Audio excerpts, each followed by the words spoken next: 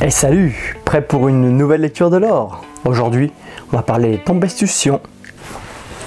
Et un truc que je peux vous dire, c'est qu'ils sont loin d'être les meilleurs.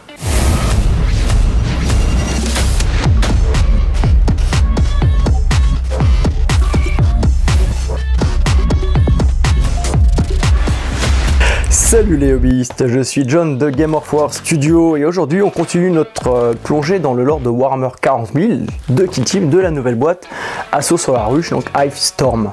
J'ai fait une première intro, ensuite j'ai fait une vidéo sur l'EV-Speed, j'ai retracé d'ailleurs l'évolution du lore d'EV-Speed depuis les premiers codex TOS jusqu'à maintenant. Et à présent on va parler des Tempestus Sion. Et dans cette nouvelle version de Kill Team, dans cette V3, on nous parle d'un nouveau type de Tempestus, les Aquilons.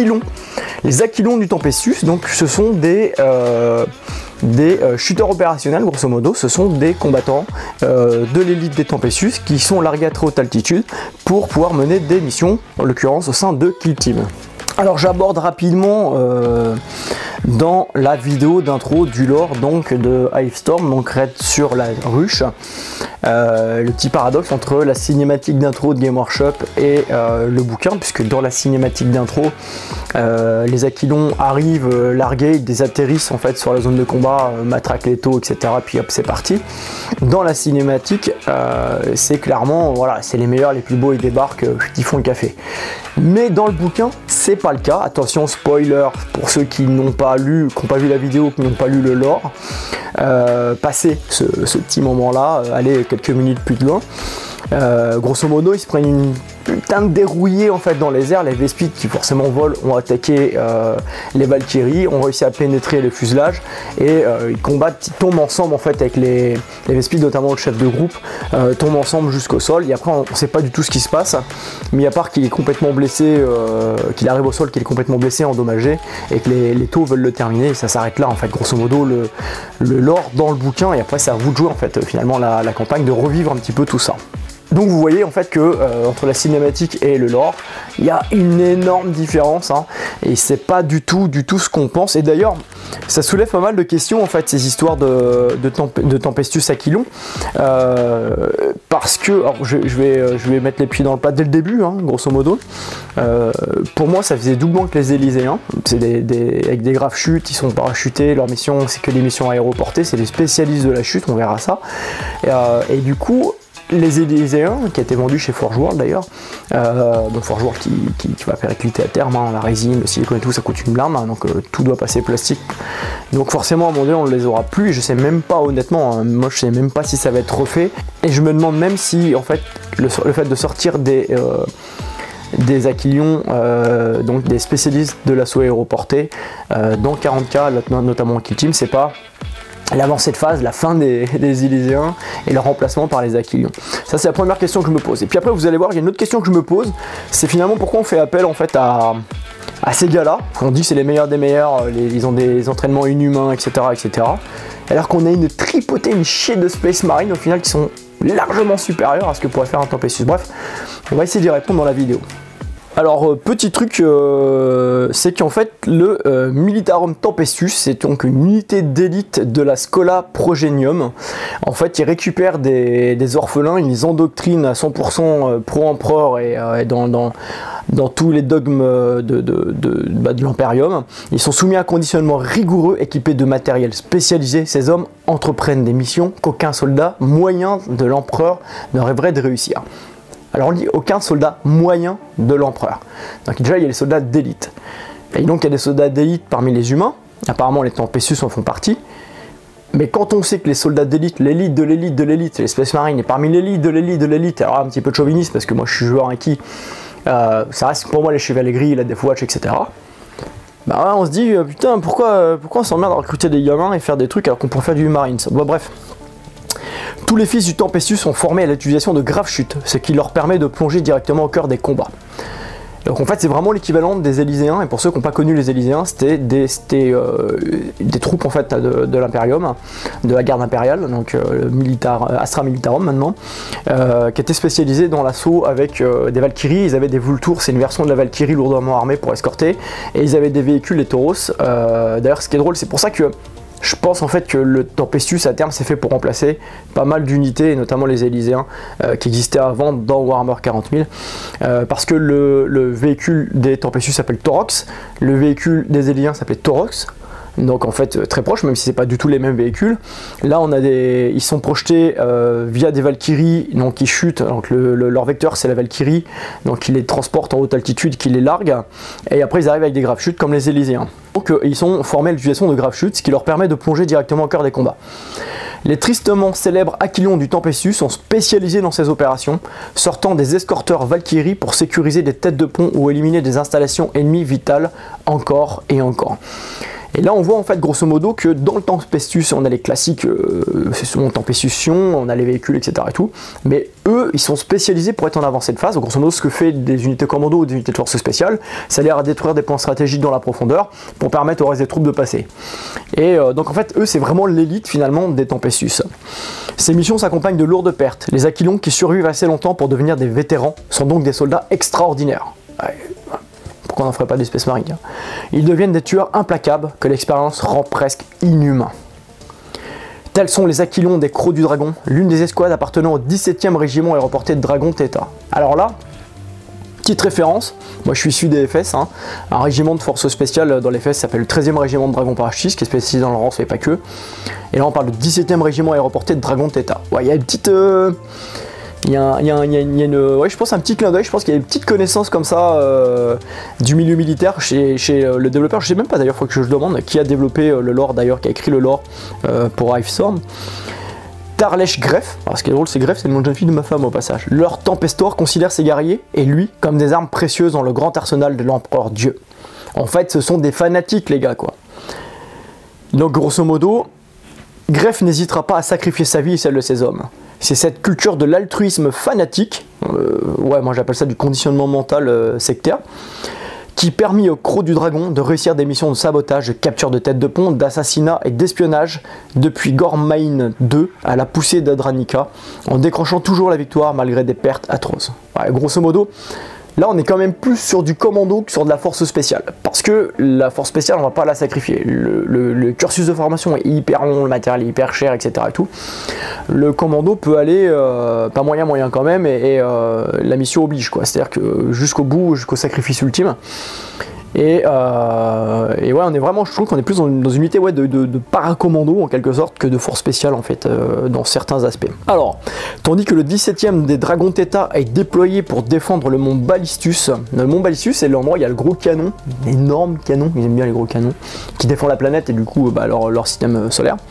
Et donc les Vespides débarquent là-dedans pour neutraliser ces forces-là, parce que les Tau pensent que si on neutralise le canon, on peut prendre le reste des planètes, et en même temps ça va décourager l'Imperium, puisqu'ils vénèrent le canon, ils ont un culte du gros canon, ils vénèrent le canon et ils se disent voilà c'est presque une machine dieu quoi pour eux. Donc si les Tau arrivent à péter ce canon, ils vont se dire voilà c'est fini l'Imperium, ils vont débander quoi. Alors d'autres forces impériales se mobilisent pour verrouiller les alentours du mont Ballistus, le réseau à substension magnétique et les quartiers intérieurs de la ruche Physilicus, mais ces questions ne concernent pas le 17e Dragon Theta. En fait, eux, vraiment, le truc, c'est d'aller directement sur la zone de combat contre les Vespides et d'aller le plus vite possible. Et c'est ce qu'on voit d'ailleurs dans la cinématique où ils sont parachutés. Sauf qu'en fait, en réalité, ça se passe pas comme ça puisqu'ils se font défoncer en plein vol. Ils arrivent, vont du cul dans la plaine sur la zone de combat. On mentionne même pas d'escorteur Vulture qui va faire un appui-feu qui va couvrir en fait les escorteurs, donc les vecteurs qui vont parachuter les Tempestus Aquilons. Donc en fait vraiment ils y vont préparés mais comme des bites quoi. C'est-à-dire que je crois que la foi ça les aide un petit peu à pas se rendre compte de ce qu'ils font, mais c'est comme si vous arrivez dans un endroit où ça tire de partout, il y a plus de méchants, où vous êtes en groupe inférieur, enfin d'infériorité numérique, vous êtes largué en plein milieu du truc sans faire de phase d'approche discrète, sans avoir d'appui-feu qui vous permet d'arriver, de limiter la casse, de neutraliser le plus possible en fait l'adversaire en avancée de phase. Donc en fait ils y vont, là vraiment le truc c'est des fanatiques quoi, ils y vont, ouais, on saute, ouais bam on y va, bouf et on se fait défoncer. Voilà grosso modo comment ça se passe dans le lore. Alors on va continuer un petit peu sur les Tempestusions, donc les Aquilons du Tempestus. Les guerres que livre l'humanité pour survivre produisent d'innombrables orphelins. Ouais, grosso modo, ils récupèrent tous les mecs qu'on plate par an. Ça, c'est plus facile à manipuler. Puis on les envoie dans le truc. Et on leur dit voilà, grâce à ça, tu vas devenir super fort. Les enfants d'officiers, de dignitaires et de gouverneurs planétaires décédés sont pris en charge par la Schola Progenium, la pupille de la nation, quoi. Ils sont alors modelés par des privations insensées. C'est super, quoi. Ils ont un traumatisme, les trucs. Ils sont traumatisés. Ils ont perdu leur gamin. Quand on perd un être cher, c'est. Enfin, leur gamin, pardon, leurs parents. Quand on perd un être cher, c'est compliqué. Là, ils ont perdu leurs parents. On les envoie dans des endroits où ils bouffent pas, ils vivent des trucs de tarés pour en faire des guerriers. En fait, c'est pour ça qu'on en fait des tueurs, en fait. C'est qu'en fait, on travaille sur leur souffrance, on les fait souffrir pour générer une espèce de colère, de haine en eux, pour qu'ils puissent aller véhiculer cette haine contre les ennemis de l'Imperium en faisant croire que c'est la faute des ennemis de l'Imperium. Mais bon, ils sont quand même bien détraqués. Ils sont modelés, encore une fois, par des privations insensées, un entraînement impitoyable, un endoctrinement religieux permanent, pour servir l'empereur Dieu, et le plus souvent en tant que soldat de l'Astra Militarum. Ok. Il existe de nombreux sites de la Schola Progenium dans tout l'Imperium. Alors ça c'est intéressant parce que j'ai pas réussi à refoutre la main, je sais pas où il est d'ailleurs, le codex en fait, le seul et unique codex Tempestus, moi ce qui a fait que j'avais joué une armée de Tempestus pour les jouer à côté d'un plus de mon Inquisition. Il y avait un codex, je crois que c'est en V6, vous me confirmerez les spécialistes, je crois que c'était en V6. Et de mémoire, je ne crois pas, on parle d'opérations aéroportées, l'utilisation de la Valkyrie, etc. et tout, mais de mémoire, c'était pas désigné encore. Quand le Dragon Theta, le 17e Dragon Theta, on en parle dedans, ça c'est certain, mais on parle pas d'Aquilon. C'est un truc nouveau en fait, c'est arrivé dans le fleuve comme ça, pouf, ça s'est posé, de mémoire, hein, je dis peut-être une bêtise, mais de mémoire, on parlait pas d'Aquilon à l'époque. On disait que oui, effectivement, ils étaient spécialistes de l'assaut aéroporté, etc. Mais on n'avait pas encore les graves chutes comme ça dessinées derrière eux.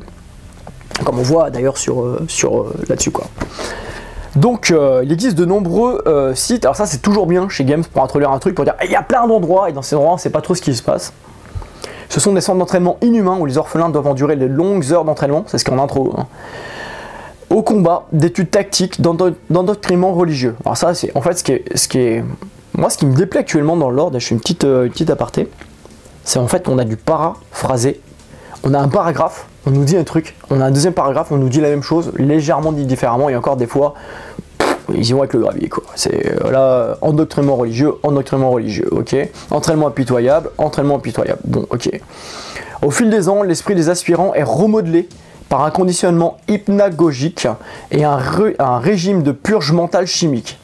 Donc c'est ce que je vous disais, en fait, on en fait des assassins. Et c'est ça qui me turlupine dans le truc. C'est que on utilise la souffrance en fait de gamins, on les martyrise encore plus, on leur crée des trucs voilà, avec l'hypnose, on fait des purges mentales chimiques, etc. et tout, pour en faire en fait des serviteurs fanatiques de l'empereur Dieu. Nombre d'entre eux, pour qui suivre les ordres sans hésiter est devenu le seul but de leur vie, intègrent les régiments du Militarum Tempestus. Donc en fait c'est du mec complètement lobotomisé, travailler dans la souffrance, développer à la haine. Et ça c'est un point de vue qu'on n'a pas forcément, hein. On voit les meilleurs des meilleurs et tout. En fait c'est des mecs qui sont décérébrés. D'ailleurs au passage, quand on regarde le casque en fait du Tempestus ici, ça fait un peu Necron, quoi. Ça fait un peu machine de guerre, quoi. C'est juste un petit parallèle comme ça à côté.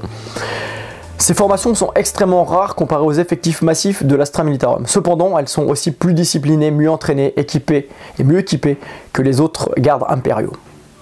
Les soldats du Militarum Tempestus emploient des fusils radiants laser anti-blindage ainsi qu'un armement spécialisé. Ils utilisent des graves chutes pour être largués depuis des Valkyries ou partent au combat embarqués dans des transports Taurox. C'est ce que je disais, c'est que dans nos premiers bouquins, on avait du Taurox, etc. On avait la Valkyrie en appui, on avait quelques mecs qu'on pouvait débarquer. Là maintenant ça prend la dimension troupe aéroportée avec le grave chute et on a les deux. Là on voit vraiment les deux parties. Si l'armée devait être refaite, je pense qu'on aurait vraiment ces unités en élite, les Aquilons. Après on aurait un corps global Tempestus. Il n'est guère étonnant que les escouades issues des rangs de ces régiments réactifs, compétents et puissamment armés sont fréquemment déployés en tant que kill team pour remplir des missions que l'on ne peut confier à des soldats classiques. Ouais, bah alors là c'est la question que je voulais depuis le début. Autant prendre du Space Marine. Puisque le but c'est de prendre un gamin, le changer, lui faire tout plein de modifications, etc., lui donner le meilleur équipement, puis l'envoyer au combat, autant faire du Space Marine. C'est la question, la question de la logique stratégique de pourquoi on crée une unité d'élite dans la garde impériale avec du Tempestus, alors que finalement, à moins que le Space Marine soit complètement saturé, mais pourquoi on fait on fait ça alors qu'on pourrait créer du Space Marine? Bref, c'est une question que je me pose et n'hésitez pas d'ailleurs à répondre dans les commentaires, à donner votre avis et si vous avez des éléments de réponse. Tous les fils du Tempestus sont formés au largage par grave chute. Alors là on dit tous. Cependant, les Aquilons du Tempestus se déploient exclusivement de la sorte. Donc ils ont tous une formation de para, en fait de chuteur opérationnel. Cela c'est quand même un peu plus, c'est chuteur opérationnel puisqu'ils chutent sous oxy, etc. à très haute altitude. Ils sont recrutés parmi les progénats qui démontrent des aptitudes à l'autonomie, à l'improvisation et une compréhension intuitive de la tactique. Alors ouais, grosso modo, on n'est pas dans l'esprit commando, plutôt dans l'esprit FS. C'est-à-dire qu'on fait en sorte que le mec qu'on recrute puisse donc chuter avec son vecteur, chuter à haute altitude et être complètement autonome dans la profondeur, de manière à mener ses opérations sans avoir forcément un soutien derrière, une logistique derrière importante. Donc du coup il faut avoir un esprit d'initiative assez important et donc une très bonne maîtrise tactique et l'entraînement qui va avec. Il présente également une propension inhabituelle à la violence qui frise la folie meurtrière. Ah là c'est ce que je disais. En fait, on a des dingues, on équipe des dingues, on les lâche dans l'Imperium pour aller buter les gens. Et je suis sûr que dans le conditionnement mental, on leur fait croire que leurs parents sont morts à cause des ennemis de l'Empire. Alors que peut-être qu'ils sont morts à cause de merde dans l'Empire. Bien que de telles caractéristiques puissent être mal vues par d'autres institutions impériales, ok, elles en font des guerriers taillés pour mener à bien sans appui des missions aussi dangereuses que vitales. Sans appui. Allez, bam, 2 fois. Le lore, il est créé avec les pieds quand même, hein, franchement. Ceux qui font le proofreading, enfin la relecture, ils doivent passer à côté de trucs, hein, je pense. Le 17e Dragon Theta. T'en parlais avec le 13e régiment de Dragon Parachutiste, hein, il y a un truc. Ce régiment du Militarum Tempestus est inhabituel en ce sens qu'il opère exclusivement en tant que formation aéroportée. Et c'est là où je vois un truc intéressant qui pourrait se profiler dans le 40K, c'est en fait d'avoir une armée full Tempestus, mais avec des détachements spécialisés de différents régiments où on va piocher un petit peu ce qu'on fait chez nous en fait en opération quand on a des task force. On a du Uber, on a du 13e, on a du premier PMA, on a du CPA 10 et en fait on va piocher dans les différentes unités et on fait un groupe de combat à partir de là. Et là moi je verrais bien l'évolution de ça en fait dans les Tempestus comme ça. Bien qu'il compte quelques escouades de fils de Tempestus embarqués dans des Taurox en guise d'appui blindé léger, même ceux qui sont transportés dans des appareils de largage lourds ou des planeurs blindés à usage unique, conçus pour les déployer derrière l'ennemi. Donc là on apprend que on va pouvoir larguer du Taurox. Alors je ne sais pas si à l'avenir il n'y aurait pas une variante de la Valkyrie qui permet de transporter du véhicule et les larguer en fait. Ils auraient peut-être une cellule de largage, parce que là clairement c'est ce qu'est dit, une cellule de largage pour du blindé léger. Donc ça c'est intéressant pour l'avenir de voir comment ça pourrait évoluer. Les Aquilons du Tempestus, qui constituent la majorité du régiment, suivent un entraînement supplémentaire aux formations de largage spécialisées et au déploiement aéroporté. On en revient à ce que je disais. Ils subissent aussi des périodes d'entraînement en isolation prolongée afin qu'ils soient en mesure d'exploiter chaque avantage tactique et d'utiliser chaque arme et technique de survie afin d'accomplir leur mission. Bon, on est sur anciennement ce qu'on appelait le groupement spécial autonome, c'est-à-dire les gars qui sont formés à tout, à la survie, etc.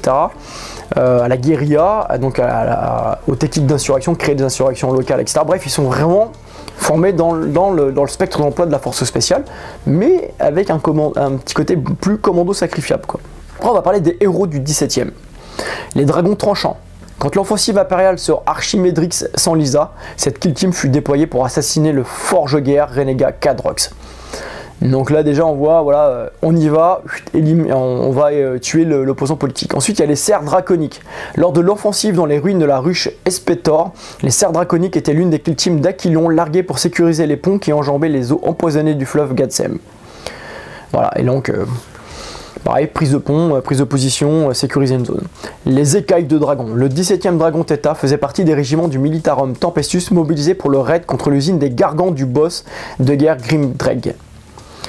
Après que leur avance fut détectée par les psycheurs orques, les impériaux furent durement éprouvés par une contre-attaque féroce.